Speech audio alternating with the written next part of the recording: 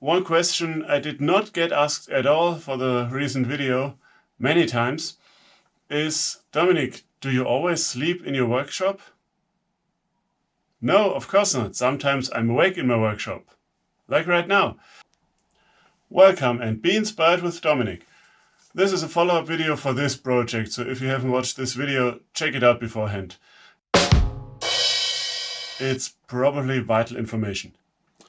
But before I get into how I lost my marbles, I have to come clean. There was actually the intention to make another half of this project. A different kind of dream catcher, but, well, on the narrative side the idea was that these wouldn't work quite as effectively as depicted, and I still had nightmares.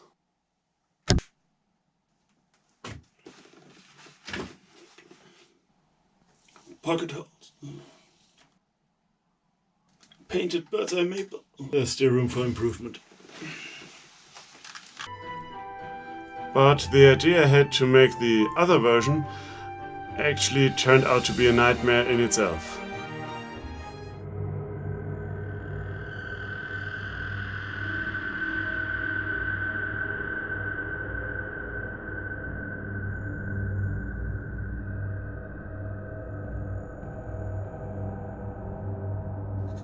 As you can see, the idea was to make them with resin. But using painter's tape, and that's the first takeaway for this follow-up video, using painter's tape is not a great idea.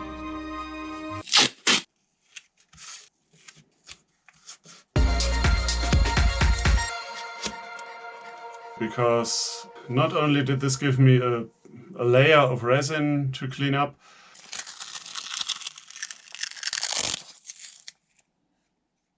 it also depleted the contents of these holes, and I haven't gotten around to actually sanding it because there was an additional problem with the pigments I used.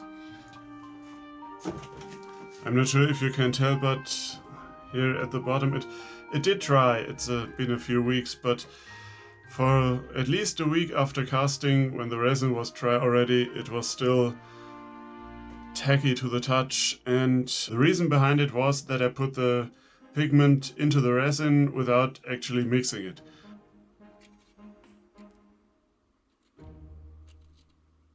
What I should have done was take a small batch of resin to the side, add pigment, mix it, and then put some drops into this. Then everything would have hardened it alright. But I did not, and it did not.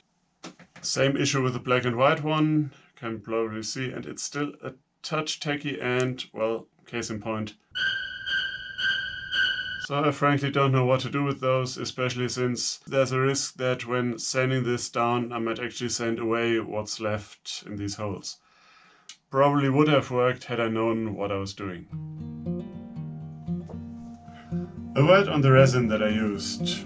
It comes in these two bags, and, well, I'll link to it in the description. The idea with these is that you get a small batch of resin readily measured, and you just remove this clamp and the piece of foam here. Smush it over a couple of times to mix it thoroughly, and then you can cut it open and pour directly.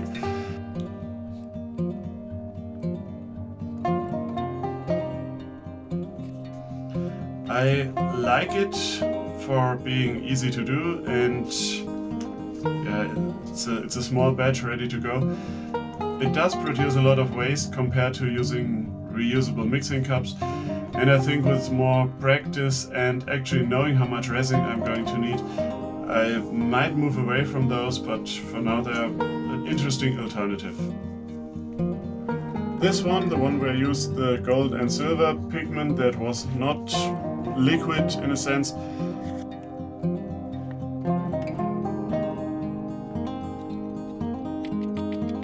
this one I actually sanded. You can probably see there's resin here on the bark, and it's not bad, but, well, if that's not what you're going for, then it's probably bad. But I tried to be smart. I'll just leave that standing here.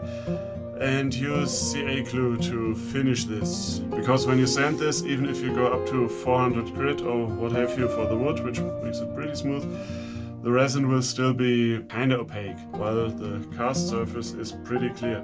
So my first idea was to go the way I usually do on the lathe with some pens to finish them with CA glue. I tried that here, but you can see it.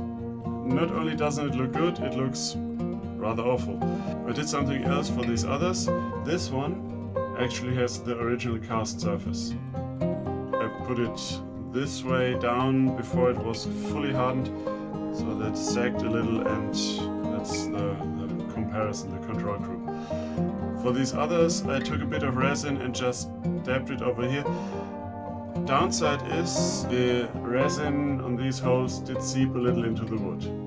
Again, not a big deal unless you make it want or don't want it. So that's at the very least one way to get a smooth finish. Another point I wanted to make is that you can, well, you probably got that from the video, you can use any number or shape or size or special effect of marbles. These one have some nice lines inside them going on. Basically, I got lucky finding this set and being able to combine this, which also makes this kind of my favorite. You don't even need to have an accurate drill bit for your marble size, especially with hot glue because it fills gaps, and with resin because, well, resin doesn't care. I like the hot glue idea because the marbles, you can't go wrong with them. You get what you put in. The hot air gun, I got a few comments about that. It's a great way to clean up hot glue by basically melting it in place so that some divots or noses or extrusion or whatever tend to sag down and become a little smoother. The hot glue probably won't stick to the glass very well anyway. In the spirit of full disclosure, this marble is not stuck to the hot glue, but it's still stuck in there pretty firmly, so I'm not worried about that. And if you have marbles with orientational sensitive decoration, you could probably rearrange them like that. I don't know why you would, because it looks great as it is. And one last thing. I like the look of this, very natural, no additional hardware, but yeah.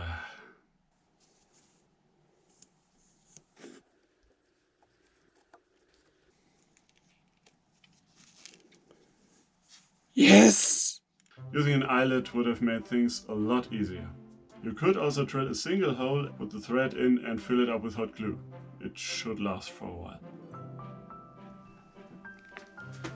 So I hope you enjoyed this video and, well, all that went into it. Also hope it inspires you for obvious reasons. And it's probably not the last we've heard from this cult. Yeah, I'm sticking to that narrative. Thanks for watching. Leave a comment, let me know what you think, what you'd like to see more of. Hopefully me. To that end, subscribe to my channel. And you could join my fledgling cult over on Patreon. There, I said it. And as always, remember to be inspired. Awesome. Sweet dreams.